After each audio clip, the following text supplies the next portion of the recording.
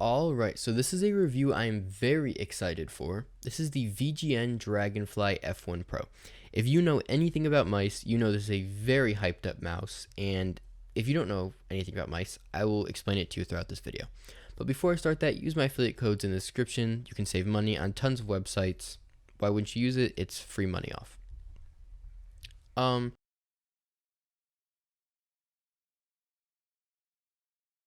Like and sub, all that stuff, comment. And yes, let's get into this mouse. So I'll start off with the specs first. This is a $55 Nordic MCU 4K Hertz capable mouse. If you have no idea what any of that means, just watch the video and I will explain it to the best of my ability. This is using a 3395 sensor, KL 8.0s, a 275 milliamp hour battery, and I'm not sure the encoder on the wheel, and I'm not sure the encoder on the side buttons, but obviously I will explain the feel and go through all of that. And I do have these grips on. These are the grips. I will talk about that when I get into the box now. So in the box, also I would just like to say how nice this box is. It's literally a pull-out box. It's really, really nice. There's also 3 models of this: the Pro, the Pro Max, and the F1. F1, don't buy, not a Nordic MCU. Pro, just lighter, 49 grams, but it has a little bit less of a battery than the Pro Max, which is like 55 or 56 grams, but has a bigger battery. I would go with the Pro. In here, you really just get some grips. You get your cable. Oops, sorry about hitting my mic. You get your extender, your dongle, your cable. You do get some more feet, but I have them on the mouse right now. And yes, some grips. You don't get a ton in there.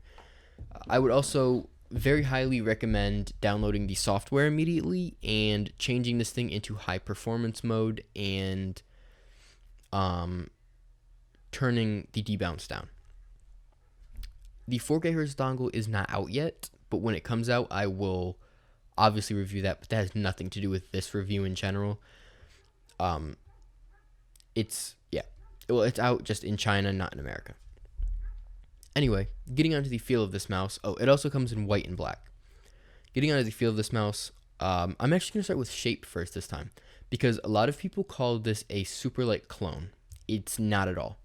So this mouse has a considerably more amount, I guess is the word I'm looking for, of curvature than the super light. This thing definitely curves back a little bit more like an FK, and especially in the front. But I can see where people mean it kind of has the same roundish hump feeling. If anything, it is a more curved out Hottie S type of mouse almost, as you can see here, but it does have more curvature, and overall it is a good claw shape, I'd say. I will put the exact dimensions on the screen, as well as the PCB I will put on the screen when I go a little bit more in depth with it. And yeah, it's pretty decent. I have no real complaints with it. You could fingertip this thing. I probably wouldn't recommend it. It is actually a decent palm ambidextrous shape, and it is a pretty good claw shape. Now let's get into the sound test, and this is where I'm going to put the PCB on the screen. It'll show off the battery and all of that stuff. Right and left click. Side buttons. Scroll wheel.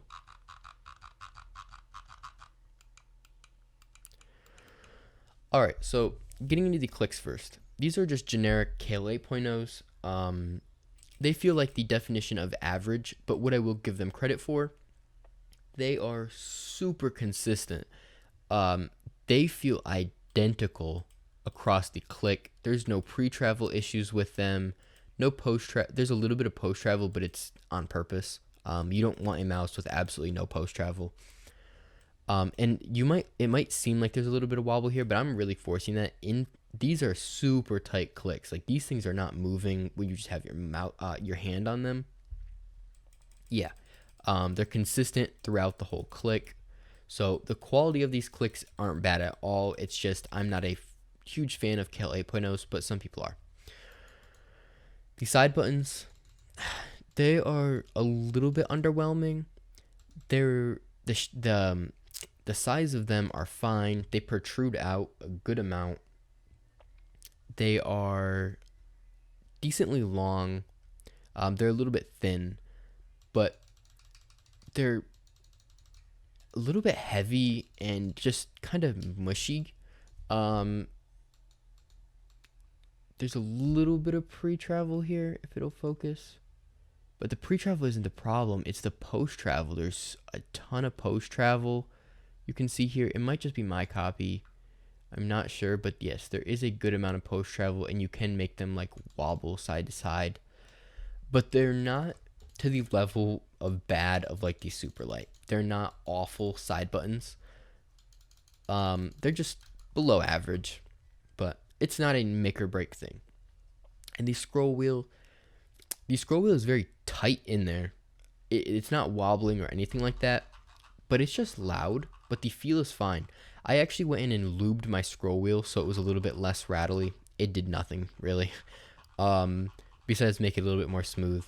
But the sound is just pretty loud. It's not a big deal, but it feels fine. The steps are very defined, and it doesn't feel muddy or anything like that. But the steps are very defined, and the click is light, but it's not spammable. That's the best way to explain it. It's a very weird wheel. It's just not a spammable wheel. The click seems light, but it just, I don't know. It's not a very spammable wheel. That's where I'm going with that. That's all you really need to know. And the overall quality on this mouse, great. There's no creaking. There's no nothing. This thing is held in by screws, and then there's also clips. So as you can see here, there's a clip here, and clip here, near the USB-C port.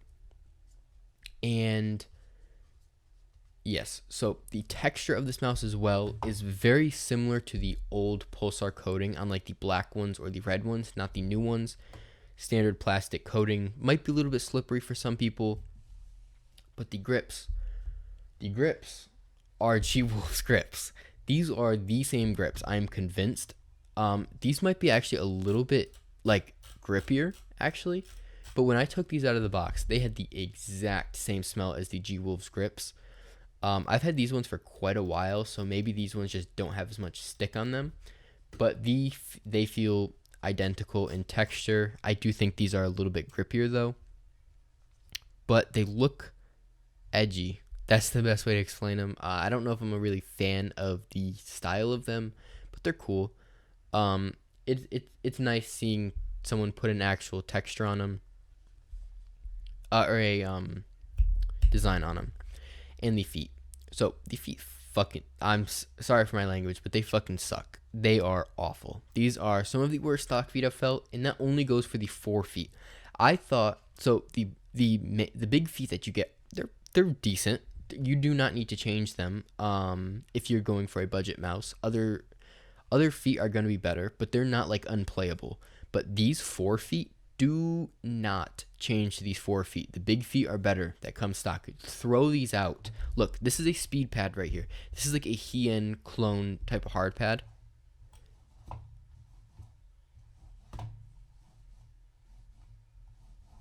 And then look.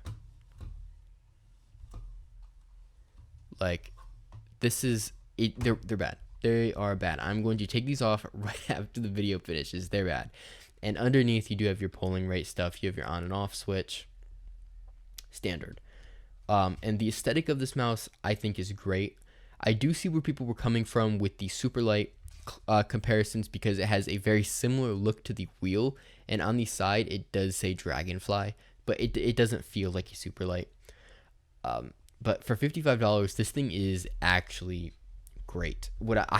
I'm just gonna start recommending this over. I mean, like, there's no reason to buy any of the Compex mice anymore when you can just get this thing for $55.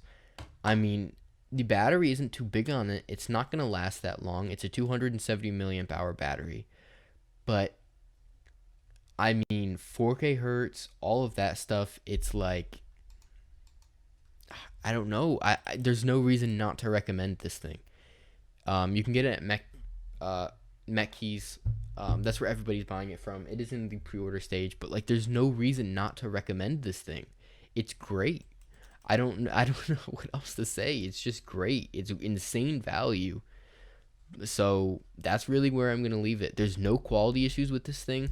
I mean, this thing is more solid than a lot of big brand mice that I've tried. Like, this thing is built like a tank. Like, that's all I can say, really.